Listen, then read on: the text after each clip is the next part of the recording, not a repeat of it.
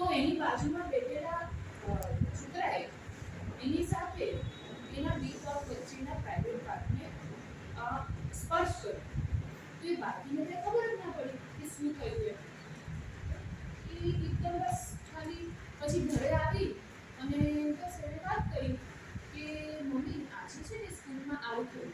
અચ્છા, અહીંયા બેઠેલા એવા કેટલા છે કે જે ઘરે જઈ અને પોતાની મમ્મીને કે પપ્પાને પપ્પા મમ્મી સ્પેશિયલ પપ્પા ઉઠીને તો એમને ઘરે જઈ અને બધું કહેતા મમ્મી આજે તમે સ્કૂલમાં કામ કરો, મમ્મી પપ્પા આજે તમે સ્કૂલમાં આવું બધું. તો આવા કેટલા જણા છે કે જે ઘરે જઈને કહેતા હોય.